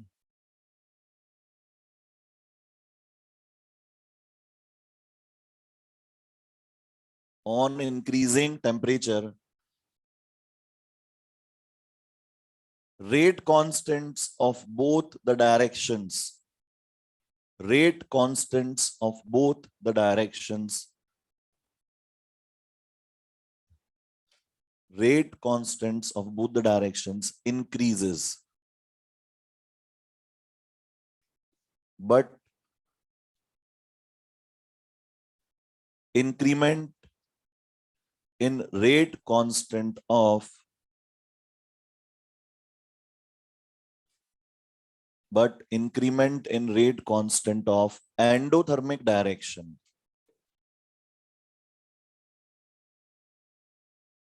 is more because activation energy is more in, because activation energy is more in endothermic direction, है ना। तो अब के एफ और के बी के चक्कर से बाहर निकल गए हम, सिर्फ ध्यान रखना है कौन सा डायरेक्शन, एंडोथर्मिक डायरेक्शन, अगर फॉरवर्ड में एंडो है तो के एफ ज्यादा बढ़ेगा, अगर बैकवर्ड में एंडो है तो के बी ज्यादा बढ़ेगा, और उसी अकॉर्डिंग हम डायरेक्शन डिसाइड कर लेंगे। ठीक है ना। इवन के इक्विलिब्रियम की वैल्यू बढ़ेगी या घटेगी वो भी यहीं से डिसाइड होता है। कैसे? बिकॉज के इक्विलिब्रियम इज इक्वल टू क्या होता है, के एफ अपॉन के बी। ये किस पे ले लिया, मान लो हमने किस पे, T1 टेम्परेचर पे। और अगर आप T2 टेम्परेचर पे जाएंगे और वहां के इक्विलिब्रियम लिखेंगे तो क्या होगा, के F dash upon K B dash, यही होगा। अब मुझे बताओ, ये तो किसी T1 टेम्परेचर पे निकाल ली थी आपने, टेम्परेचर बढ़ा दिया आपने, and if reaction is endothermic, तो फिर कौन ज्यादा बढ़ा, फॉरवर्ड वाला, फॉरवर्ड में एंडो है तो इंक्रीमेंट दोनों में आया, पर फॉरवर्ड में ज्यादा आया। तो बताओ, ये पहले जो वैल्यू थी अब ये बहुत ज्यादा बढ़ गई है और ये कम बढ़ी है, तो ये रेशियो बढ़ेगा कि घटेगा, बढ़ेगा। तो ये ग्रेटर देन 1, या हम कह सकते हैं इंक्रीजेस। तो के इक्विलिब्रियम क्या होगा, इंक्रीज होगा। और सिमिलरली अगर आपने लिया है एक्सोथर्मिक रिएक्शन T1 टेम्परेचर पे, के इक्विलिब्रियम इज इक्वल टू के एफ अपॉन के बी, और T2 टेम्परेचर आपने बढ़ा के कर दिया है, के इक्विलिब्रियम डैश निकालेंगे, के F dash upon K B dash. एक्सो है कहाँ, फॉरवर्ड में, है ना, नाम किस बेसिस पे दिया जाता है, फॉरवर्ड में कैसा बिहेवियर, तो बैकवर्ड में एंडो। ज्यादा कौन बढ़ेगा, बैकवर्ड वाला कांस्टेंट, एंडो वाला कांस्टेंट। तो ये ज्यादा बढ़ा, ये कम बढ़ा। बताओ, एक बड़ी वैल्यू से डिवाइड करना पड़ेगा, ये वैल्यू क्या आ जाएगी, छोटी आ जाएगी पहले से, इसका मतलब क्या हो जाएगा, डिक्रीजेस। तो आप यहां से पता लग जाएगा कि एंडो में टेम्परेचर बढ़ाने पर के इक्विलिब्रियम बढ़ जाता है और एक्सो में कम हो जाता है। ठीक है।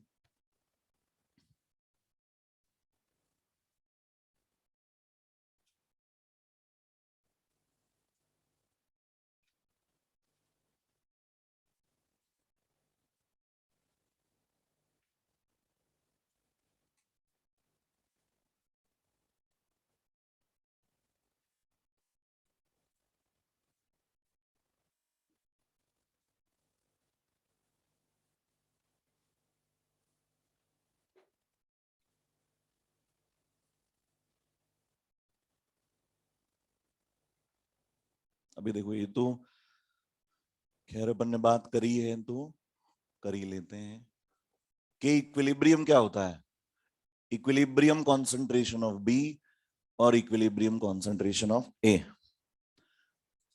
डायरेक्शन भी यहां से देख सकते हैं, यहां से भी डायरेक्शन देख सकते हैं। कैसे, के इक्विलिब्रियम बढ़ रहा है क्या, बढ़ रहा है, के इक्विलिब्रियम बढ़ रहा है, ये रेशियो बढ़ रहा है। ये रेशियो कब बढ़ेगा, जब बी ज्यादा होगा, ए कम होगा। बी ज्यादा कब होगा, फॉरवर्ड डायरेक्शन में। ठीक है। यहाँ पे के इक्विलिब्रियम डिक्रीज हो रहा है, मतलब ये डिक्रीज हो रहा है, मतलब ये रेशियो डिक्रीज हो रहा है। ये रेशियो कब डिक्रीज होगा, जब बी कम होगा, ए ज्यादा होगा। बी कम और ए ज्यादा, बैकवर्ड डायरेक्शन में।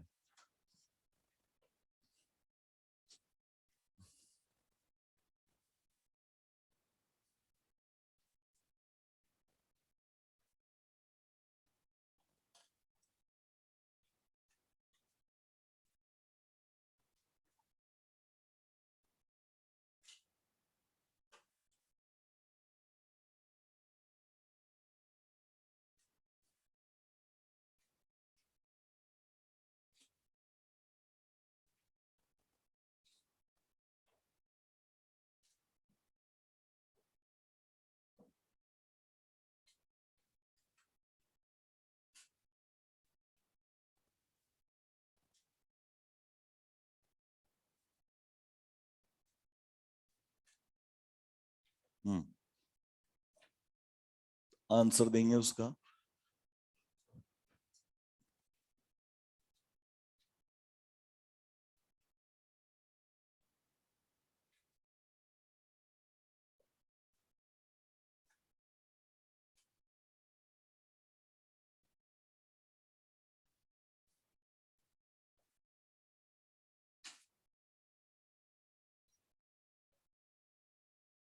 फोर थाउजेंड यूनिट भी बता दो बेटा।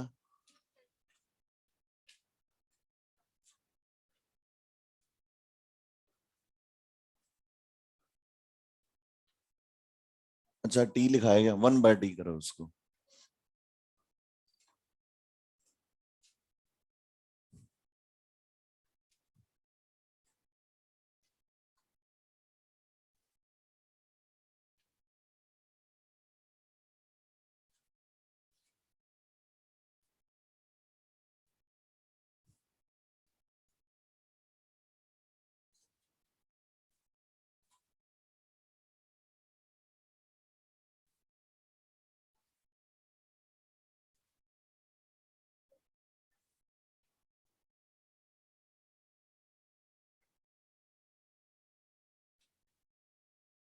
हाँ भाई, आगे क्या आंसर पहले वाले का? 4 किलो कैलोरी, वेरी गुड, पर मोल, बिल्कुल सही। तो यहां पर ln k versus 1/t curve का स्लोप क्या आता है, देखा था हमने, minus E A upon R आता है क्या? मतलब minus E A upon R की वैल्यू कितनी है? -2000। नेगेटिव से नेगेटिव कटेगा, E A is equal to 2000 R. और हमें किस में चाहिए? ई ए की वैल्यू चाहिए किलो कैलोरी में चाहिए। आर की वैल्यू कैलोरी में कितनी होती है? 2। तो हमने पुट किया यहाँ पर 2000 इंटू 2 कैलोरीज पर मोल। तो फिर ये 4000 कैलोरीज पर मोल या 4 किलो कैलोरी पर मोल।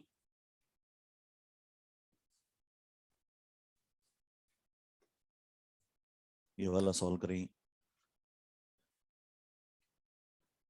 ई की पावर सॉल्व करने में दिक्कत आती तुम लोगों को, बताओ बेटा। फिर काहे को हमने सीखा इतना लॉग एंटी लॉग, इतनी मेहनत क्यों करी हमने, आधे से ज्यादा लेक्चर दिया, फिर भी तुम। अभी देखते हैं इसमें, देखिए किस किस को क्या दिक्कत आती है।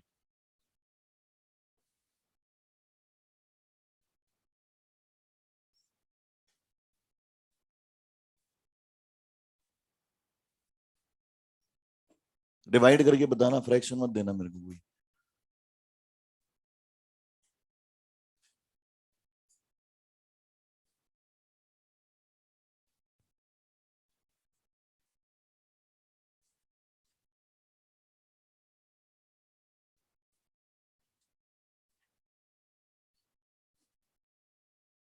एलएन और लॉग में अंतर है। ई को हटाने के लिए लॉग लेंगे या एलएन? एलएन मतलब लॉग ही लेंगे, बट बेस ई होना चाहिए, जिसको हम एलएन कहते हैं बेस। और जनरल टर्म्स में लॉग सिर्फ किसे कहा जाता है? जिसका बेस 10 हो। तो हमें क्या लेना है यहाँ पर? एलएन लेना पड़ेगा। देखिए बेटा, इस तरह के क्वेश्चंस, हाँ बिल्कुल, वेट करो, ट्राई करो। हाँ, लेकिन डिवाइड करके देते ज्यादा बढ़िया रहता है।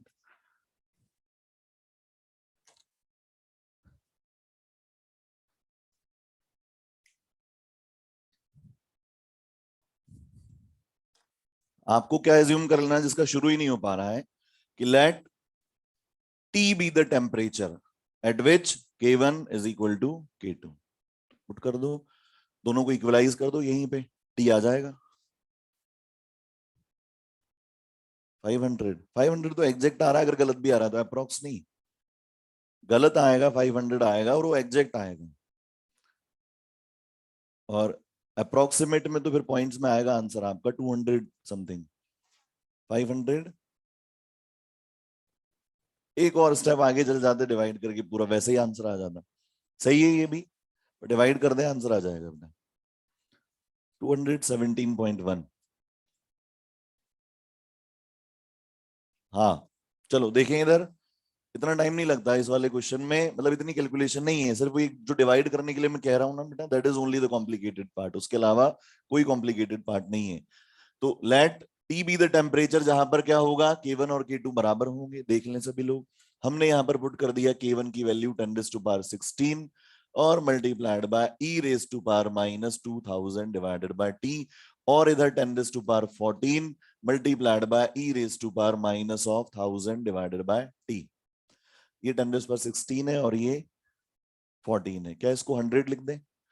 तो ये 100 into E raise to power -2000 divided by T, और सिर्फ इधर आ जाएगा ई की पावर -1000 डिवाइडेड बाय टी। दोनों तरफ एलन ले लें, और ln is a kind of log. तो जो प्रॉपर्टीज लॉग बेस 10 के लिए लगाते हैं, वही प्रॉपर्टीज यहां पर भी लगेंगी। तो log A into B is log A plus log B. तो हमने लिखा एलन, यहां पर एलन लेंगे, तो ln 100 plus ln e raised to power -2000 divided by t is equals to ln e raised to power -1000 divided by t। ठीक है, ये स्टेप बाय स्टेप अपन इसलिए कर रहे हैं ताकि फिर गलती नहीं करें आगे। अब बेटा ये e का जब ln लेते हैं बेसिकली, तो क्या होता है, ये होता है ln e raised to power x is equal to x। तो यहाँ पे सिंपली x आ जाएगा। तो ये ln 100 को हमने लिख दिया 2.303 log 100, और यहां पर -2000 डिवाइडेड बाय टी और is equal to -1000 divided by T. कर सकते हैं ऐसा? इसको इधर ले आएंगे, प्लस का बन जाएगा, तो यहां पर लिख देंगे अपन 2.303 लॉग 100 इज 2 और इधर 2000 divided by T -1000 divided by T. ठीक है, ये कितना आ जाएगा 1000 अपॉन टी, और ये 1000 को इससे 2 से कैंसिल आउट कर देंगे, फिर भी लिख देते हैं अपन क्या है 1000 डिवाइडेड बाय टी। इससे इसको काटा 500 टाइम्स, तो टी जब निकालेंगे तो टी उधर चला जाएगा, 500 डिवाइडेड बाय 2.303 और ये अप्रोक्सीमेटली 217.1 केल्विन आना चाहिए।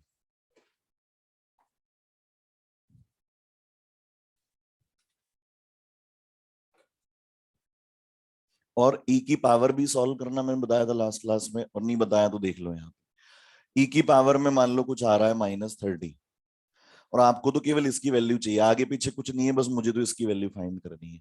तो let x is equal to E raise to power -30। ठीक है, दोनों तरफ ln ले लो, इधर ln x और इधर ln लेंगे तो -30। ln x को क्या लिख देंगे 2.303 log x is equal to -30 और x is equal to log x is equal to -30 divided by 2.303। ठीक है, डिवाइड करके वैल्यू मिल जाएगी कुछ 14 पॉइंट समथिंग मिल जाएगा अपने को, या 13 पॉइंट समथिंग मिलेगा। मान लो हमें मिला -13 point what ever be the value, कितना 2 ले ले, रैंडम वैल्यू ली है हमने ना, रैंडम वैल्यू ले रहे, बेटा लिख मत लेना फिर तुमको उसे गलत लिख दिया था आपने। अब x की वैल्यू कितनी आ जाएगी यहाँ से 10⁻⁻13.2। अब तो हम एक्सपर्ट हैं आगे, तो 10⁻⁻13 इंटू 10⁻⁻0.2 और 10⁻⁻0.2 इज 10⁻1 माइनस 10⁻0.8। 8 तो खैर किसी का होता नहीं, 0.2 राउंड ऑफ कर लेंगे, कितना आ जाएगा 1.7 या 1.6 के राउंड आएगा, 10⁻+0.2 और ये नीचे चला जाएगा। अरे बोलो, कुछ बोल ही नहीं रहे हो तुम लोग। -13 और ये -0.2, इसको नीचे ले जाएंगे 10⁻+0.2 और 10⁻0 is 1, 0.30 is 2, then 0.2 is approximately 2/3 of the part, तो 1.7 या 1.6 के राउंड आपको वैल्यू मिल जाएगी डिवाइड में। डिवाइड कर लेना, आंसर आ जाएगा। बढ़े आगे क्या? ये डिपेंड करता है बेटा आपका मेथड क्या है सॉल्व करने का, है ना। कुछ लोग चाहते हैं कि भाई हम तो यहाँ पर इसकी वैल्यू सॉल्व करके रख दें और इसकी वैल्यू भी सॉल्व करके रख दें, फिर टी निकाल लें, जबकि तरीका ज्यादा आसान क्या है, गो विद द फ्लो। तो चीजें कैंसिल आउट भी हो जाएंगी और इजीली सॉल्व भी हो जाएगा। और कई बार आता है कि हमें तो इतना मिला, ए की वैल्यू दे दी हमें 5 और ई रेज टू पावर माइनस ई की वैल्यू दे दी आपको 4 किलो कैलोरी, तो 4000 डिवाइडेड बाय हमने आर की वैल्यू रख दी 8.314 और टेम्परेचर दे दिया 300 केल्विन। सर ये सॉल्व नहीं हो रहा। किसने कहा यहां से सॉल्व करने के लिए?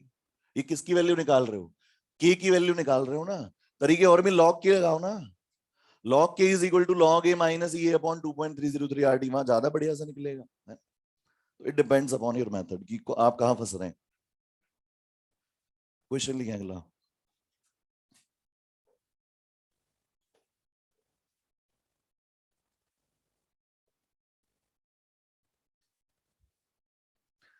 If a chemical reaction occurs in 3 steps, if a chemical reaction occurs in 3 steps having rate constants K1, K2 and K3,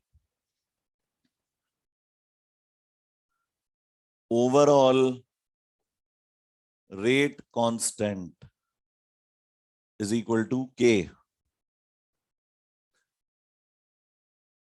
Activation energies are EA1, EA2 and EA3 और इनकी वैल्यूज हैं 30, 40 and 60 किलोजूल पर मोल respectively, kilojoule पर मोल respectively. if k is given by k is equal to k1 into k3 divided by k2, then determine overall EA of the reaction। तो reaction की overall activation energy determine करके बतानी है।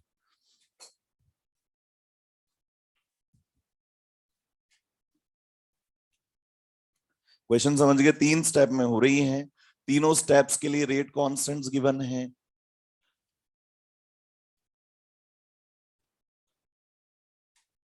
और तीनों steps के लिए एक्टिवेशन एनर्जीज भी गिवन है। और आपको पूछा ओवरऑल एक्टिवेशन एनर्जी बताओ। अगर ओवरऑल के जो है वो आपको इस तरह से दिया हुआ है,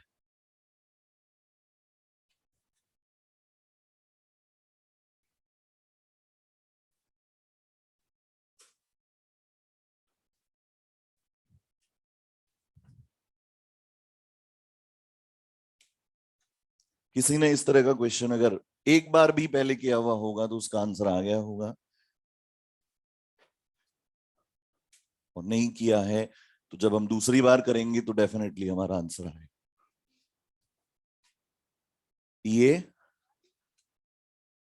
EA1 plus EA3 minus EA2। देखो बिल्कुल आसान सा है बेटा। एक तरीका तो क्या है कि हमने लिखा k is equal to k1 into k3 divided by k2, ऐसा ही है। k की जगह पर हमने रखा a e raise to power minus EA upon RT, k1 की जगह पे रखा a e raise to power minus EA1 upon RT into a e raise to power minus EA3 upon RT divided by a e raise to power minus EA2 upon RT। a cancel out हो गए। अगर हो रहे हैं वैसे तो इसमें तो अच्छी तरह से हो रहे हैं, इससे ये कैंसिल आउट हो रहा है, इससे ये कैंसिल आउट हो रहा है, ए की वैल्यू कांस्टेंट ही है। अगर नहीं भी हो रहे हैं, नहीं भी हो रहे मतलब ऊपर 3 ए आ गए है ना, एक ए फिर भी बच रहा है, तो भी हमें ये मानना है ए ओवरऑल कैंसिल आउट हो रहे हैं। एक टर्म कांस्टेंट है, इधर भी कांस्टेंट ओवरऑल, इधर भी कांस्टेंट, कैंसिल आउट कर देने, यहां पर हो रहे हैं directly e raise to power minus EA upon RT। बताओ ए के कैंसिल आउट होने के बाद ये दोनों पावर्स तो जुड़ जाएंगे और ये ऊपर आके नेगेटिव साइन से मल्टीप्लाई हो जाएगा। क्या लिखते हैं इसको? E raise to power minus EA upon RT minus EA1 EA3 upon RT plus EA2 upon RT, दोनों तरफ ln ले ले, माइनस EA अपॉन RT, और इधर माइनस, या इसको लिखते हैं plus of EA2 upon RT minus of EA1 upon RT minus of EA3 upon RT। RT से RT कैंसिल आउट, और इधर माइनस से मल्टीप्लाई कर दें, इधर भी माइनस से मल्टीप्लाई कर दें, EA कितना मिलेगा? ये माइनस का हो जाएगा, ये प्लस का, और ये भी प्लस का, मतलब EA1 plus EA3 minus EA2। Values put कर देंगे। EA1 कितना है? 30 plus 60 minus 40, 90 minus 40 is equal to 50 kilo joule per mole will be the overall activation energy. अब वो तरीका नहीं काम में लेना है, क्या करना है? अगर K मल्टीप्लाई हो रहे हैं एक्टिवेशन एनर्जीज जुड़ जाएंगी, अगर K सब डिवाइड में है उसकी एक्टिवेशन एनर्जी सब्ट्रैक्ट हो जाएगी, अगर स्क्वायर लग रहा है एक्टिवेशन एनर्जी डबल हो जाएगी, और अगर कोई रूट किया हुआ है तो एक्टिवेशन एनर्जी हाफ हो जाएगी सिंपली। तो आपको तो यहीं से सीधा देख के आंसर देना था, क्या? EA1 plus EA3 minus EA2, ये वैल्यूज दी हुई है, पुट कर दो, आंसर निकाल लो। जो के मल्टीप्लाई हो रहे हैं उनकी एक्टिवेशन एनर्जीज ऐड होंगी, जो के डिवाइड हो रहे हैं उनकी एक्टिवेशन एनर्जीज सब्ट्रैक्ट होंगी। ठीक है बात? सब में जो भी इस तरह के क्वेश्चंस होंगे जिनमें, है ना, ऑब्वियसली इस तरह के जो क्वेश्चंस होंगे, के वाला है बेटा, इसको लिख देते हैं यहां पर, ये तो लिख लिया हुआ तुम लोगों ने।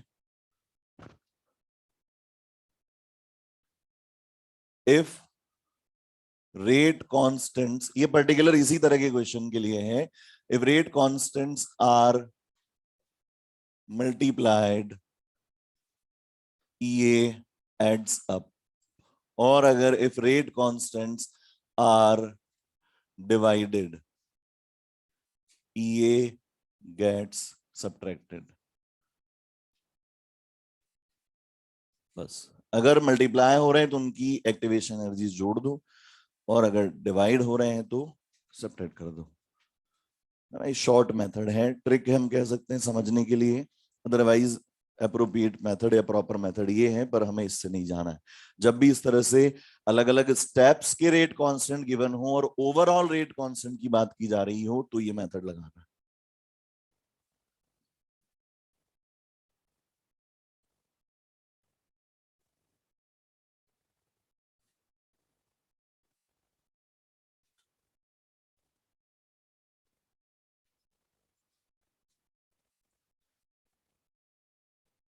अच्छा, ये के की यूनिट है कि ईए की बेटा? के नहीं निकाला है हम लोगों ने, क्या निकाला है? ईए, इसीलिए यूनिट में मोल इनवर्स आएगा, because value energy, activation energy की यूनिट क्या होती है? किलो जूल या किलो कैलोरी पर मोल। स्क्वायर हुआ तो 2 टाइम्स हो जाएगा, है ना। अगर मान लो यहां दिया हुआ होता, अगर ऐसा होता, कर ही लो तुम, है ना, वरना रह रह के आएगा दिमाग में कि ये तो रह गया, ऐसा करवाया नहीं। K1 raise to power 3, K2 raise to power 1/2, and यहां पर हमने लिख दिया K3 रेज टू, बस K3, है ना। बताओ कुछ पावर लिखे क्या यहाँ पे? 2 लिख दें? तो इसके लिए बताओ फिर क्या लिखें? 3EA1 plus half of EA2 minus of 2 times of EA3, that is overall energy of activation. अब आ गई समझ में?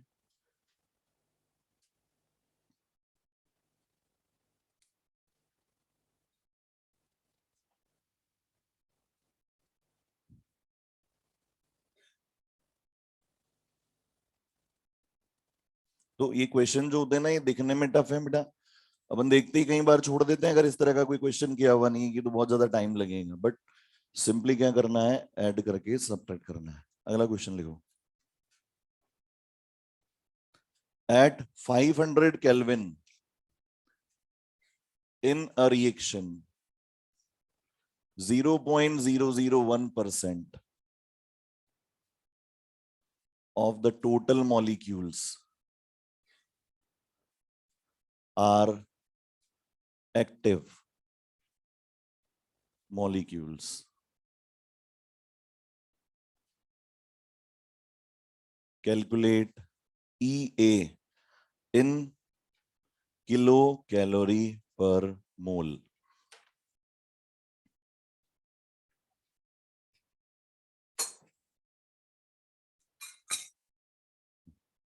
सब ठीक है, क्वेश्चन करो तुम।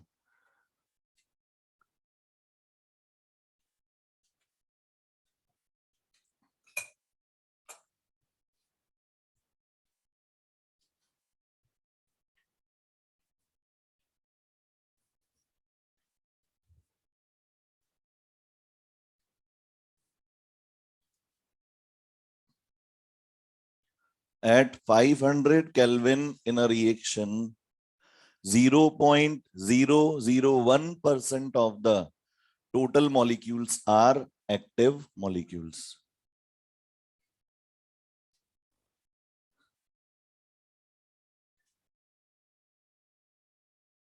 अब बता ही दूंगा तो फिर सारा क्वेश्चन ही सॉल्व हो जाएगा। दिमाग तो आपको लगाना है, थोड़ा सा प्रेशर डालें बेटा, सॉल्यूशन तो मिल ही जाएगा।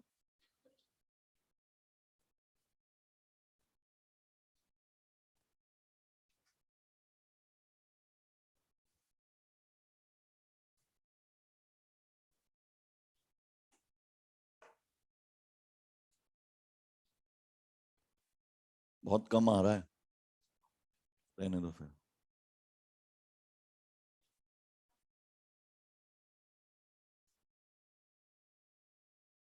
1000। अच्छा ध्यान दें इधर, कहाँ कहाँ गलतियां कर रहे हैं हम। और ये तो तब कर रहे हैं जब हम चुपचाप शांत मन से क्लास में बैठे हुए हैं। यही क्वेश्चन जब पेपर में आएगा तो ऑब्वियसली वो गलतियां यहां नहीं करते हुए भी वहां कर लेंगे हम लोग. It is what. और E raise to power minus E A upon R T is the fraction. Percentage से फ्रैक्शन कैसे निकालते हैं? डिवाइड करके, 100 से डिवाइड करके, है ना. जैसे मान लो तुम लोग के 30% मार्क्स आए, मान रहे हैं ऐसा, कितने फ्रैक्शन कितना आया इसका? 0.3, है ना. Fraction is out of 1. तो सिंपली देखें कि 100 में से 30 है तो फिर एक में से कितना है? 0.3. तो 0.3 इज द फ्रैक्शन. कैसे पता लगाया? Percentage divided by 100. यहां पर फ्रैक्शन अगर निकालें, फ्रैक्शन ऑफ एक्टिव मॉलिक्यूल्स किसके इक्वल होता है? E raise to power minus E A upon R T. तो ये क्या लिख देंगे? 0.001 divided by 100 is the fraction of active molecules. और इसके अकॉर्डिंग क्या है? E raise to power minus E A हमें निकालना है. R2 टेम्परेचर दिया है क्या? 500 केल्विन. किसका है? नहीं, कहीं है नहीं आसपास answer.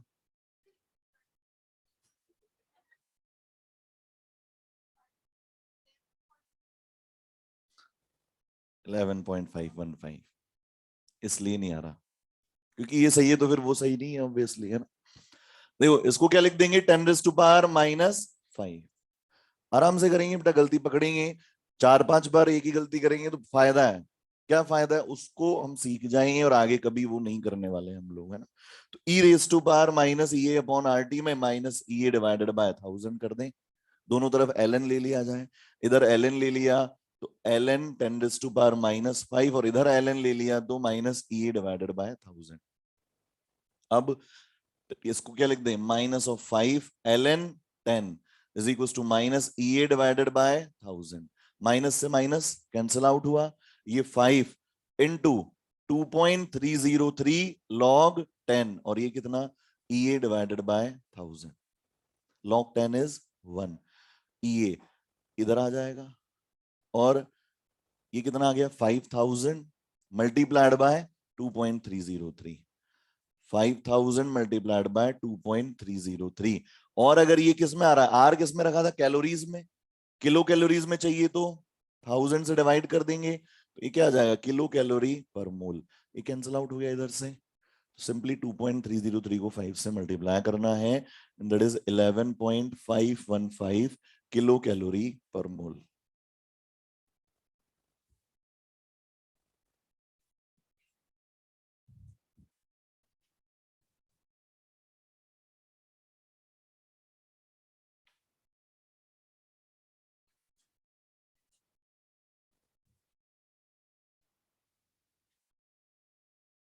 Calculate the value of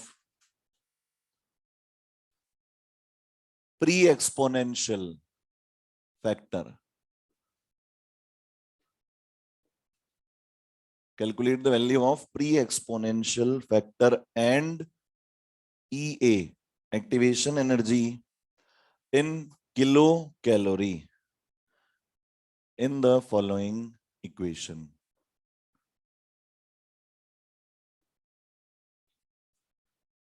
Log K is equal to 6 minus 2000 divided by T.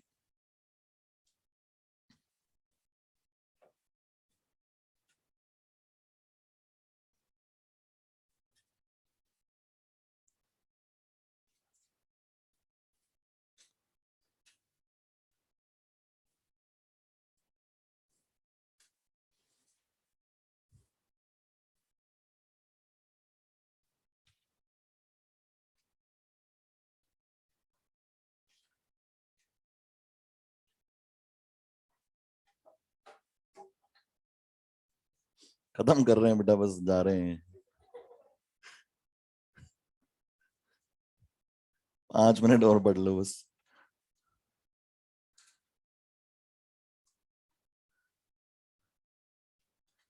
कितनी? ए. क्यों? हाँ तो ये रहा ना, ए लॉग ए की वैल्यू 6 दिख रही है ना. तो फिर ए की वैल्यू 10⁻⁻6 या 10⁻⁶। ए की वैल्यू इसमें चेक करते हैं, 9.2 आना चाहिए था। देखो कहाँ अटक रहे हैं हम लोग। ये log k is equal to log a minus E A divided by 2.303 RT। 2.303 भूल गए क्या? ये भी तो है, क्योंकि log के साथ ग्राफ बनाया हुआ है, ln के साथ नहीं बनाया हुआ है। कंपेयर कर लो। log a is what 6, log a is equal to 6। दोनों तरफ एंटी लॉग ले लेंगे तो ये इधर तो a फ्री हो गया और ये इधर 10 के शिकंजे में 10⁻6 a की वैल्यू आ गई। और इधर इनको कंपेयर करो। हाँ 9.1 9.2, तो ये minus of E A divided by 2.303 R T is equal to minus of 2000 divided by T. T से टी कैंसिल आउट। कैलोरी में क्यों करवाई जा रही है कैलकुलेशन? ताकि कैलकुलेशन आसान रहे अपनी। अभी जूल में करवा देंगे फिर पता लगेगा। फिर आर किस में आएगा 2, कैलोरी में उधर चला जाएगा, नेगेटिव से नेगेटिव कैंसिल आउट। ये कितना आया 2000 इंटू 2.303 इंटू 2। लेकिन ये किसमें है? कैलोरी में। हमें किसमें चाहिए? किलो कैलोरीज में। तो ये 2000 multiplied by 2.303 into 2 divided by 1000 kilo calorie पर मोल। तो बेटा ये 1000 से ये कैंसिल आउट हुआ। 2 into 2 is 4, 4 into 2.303 that is 9.2 approximately kilo calorie पर मोल।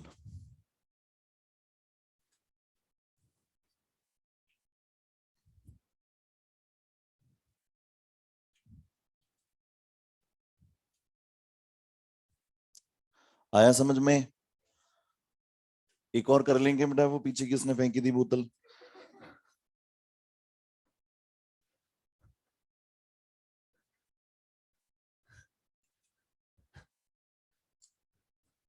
देखो बहुत आसान क्वेश्चन है, सिर्फ आपको देखकर आंसर करना है, ज्यादा मेहनत नहीं होगी। के 310 अपॉन के 300 आपको बताना है इज मैक्सिमम फॉर। किसके लिए मैक्सिमम होगा? आपको रिएक्शंस गिवन है ए प्लस बी गिव्स सी। इसके लिए ईए की वैल्यू है 40 किलो जूल्स। ईए अगर कुछ भी नहीं दिया हुआ है तो कौन से डायरेक्शन का है? फॉरवर्ड डायरेक्शन का है। इसमें ईए की वैल्यू आपको दे रखी है 60 किलो जूल्स। इसमें आपको A plus E gives F. इसमें ईए की वैल्यू 100 किलो जूल्स और P plus Q gives R, और इसमें E की वैल्यू है 50 किलो जूल्स। बस आपको तो ये बताना है कि किसमें K2 बाय K1 या K310 upon K300 will be maximum है। पक्की बात है? कैसे पता लगाया? जल्दी कर लिया तुम लोगों ने तो।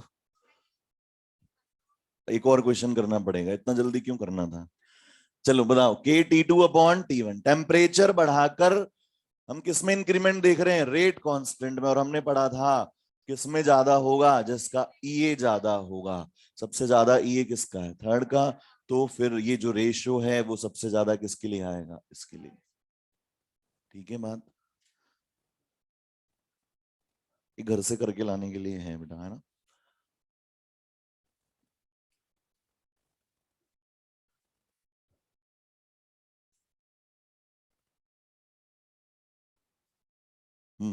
A hydrogenation reaction. A hydrogenation reaction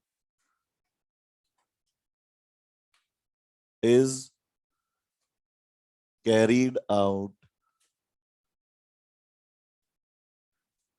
at 500 Kelvin if same reaction at same rate। ध्यान देना, same reaction at same rate, मतलब रेट कांस्टेंट क्या रहेगा? Same. Is carried out at 400 Kelvin in presence of catalyst, then EA decreases by 20 kilojoule पर मोल। EA कम हो जाता है, कितना? 20 किलोजूल पर मोल कम हो जाता है। Then calculate EA of the reaction। EA of the reaction बताना है कब? जब कैटलिस्ट नहीं मिलाया गया। कैटलिस्ट मिलाने के बाद तो कितना कम हो गया? EA -20 हो गई नई एक्टिवेशन एनर्जी। आपको कितनी बतानी है? EA की वैल्यू बतानी है जब कैटलिस्ट नहीं मिलाया था, है ना। और क्वेश्चंस कंप्लीट कर लाएंगे बेटा एक्सरसाइज 1 2 3 के। और जो भी क्वेश्चंस हैं आपके, अगली क्लास में अपन पैरेलल, कॉन्जिक्यूटिव, सीक्वेंशियल और जो भी रिएक्शंस हैं जिनका एक आइडिया लेना है हमें, उनकी बात कर लेंगे और मॉड्यूल डिस्कशन करेंगे। ठीक है ना।